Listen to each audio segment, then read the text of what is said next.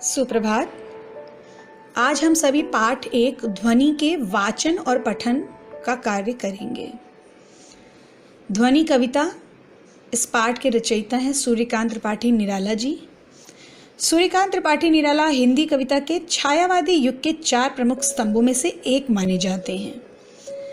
जयशंकर प्रसाद, सुमित्रा नंदन पंत और महादेवी वर्मा के साथ वे हिंदी साहित्य में छायावाद के एक प्रमुख स्तंभ हैं। सूर्यकांत त्रिपाठी निराला जी का जन्म सन 1897 ईस्वी में बंगाल के महिषादल राज्य में हुआ था और इनकी मृत्यु 15 अक्टूबर 1961 ईस्वी में हुई थी। इनकी प्रमुख काव्य रचनाएं हैं परिमल, गीतिका, अनामिका, तुलसीदास, कुकुरमुत्ता, अणिमा, अपरा, बेला, नए पत्ते, आराधना, अर्चना आदि।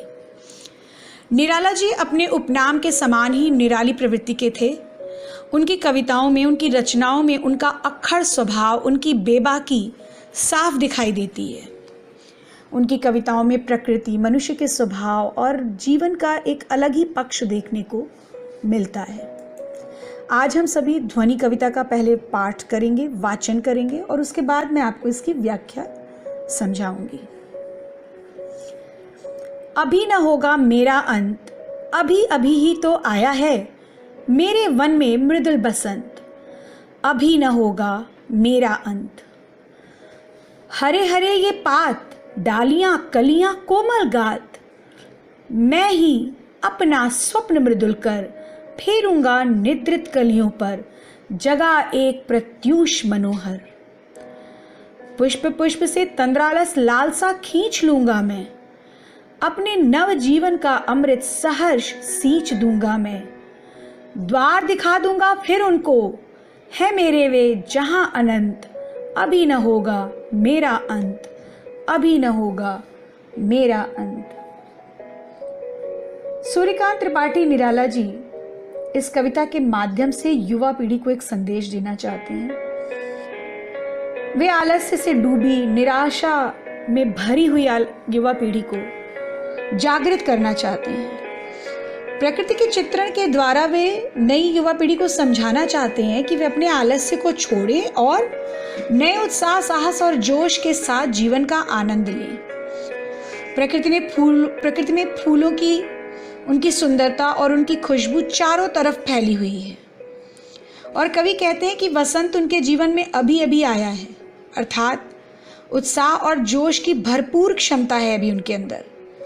वह भी कुछ दिन ठहरेगा, पर कवि ये भी मानते हैं कि इसका अंत कभी नहीं होगा, क्योंकि जीवन में उत्साह और जोश सदैव बने रहते हैं। उनका मानना है कि वो इसी उत्साह और जोश को युवा पीढ़ी को जागरूक करने के संकल्प में लगा देंगे। अभी न होगा मेरा अंत, अभी अभी तो आया है मेरे वन में मृदुल बसंत, अभी न होगा मेरा अंत।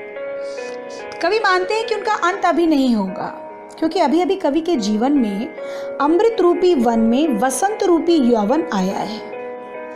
वे आशावादी हैं और वे ये मानते हैं कि अभी उनका अंत नहीं होगा जब तक वे अपने उद्देश्य की पूर्ति नहीं कर लेते।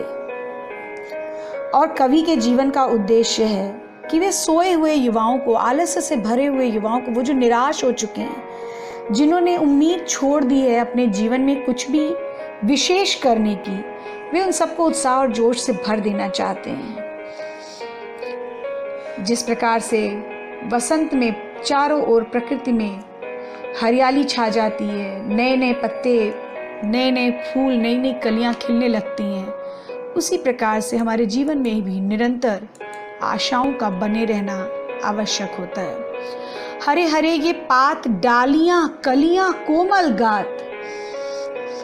कवि कहते हैं कि जिस प्रकार से चारों ओर तरफ हरियाली छाई हुई है, पौधों पर कलियां खिली हुई हैं और जिस प्रकार से सभी लोग दुख में, तकलीफ में अभी भी डूबे हुए हैं, इनसे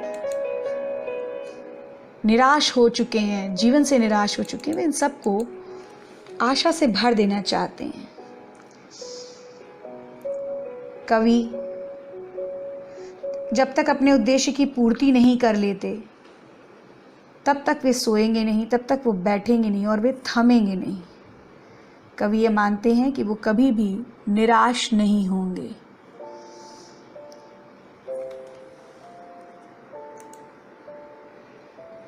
हरे हरे ये पात, डालियां कलियां कोमल गात, मैं ही अपना स्वप्न मृदुल कर फेरूंगा निर्दृत कलियों पर, जगह एक प्रत्युष मनोहर। कवि कहते हैं कि चारों ओर वृक्ष हरे भरे हैं, पौधों पर कलियां खिली हैं जो अभी तक सो रही थी।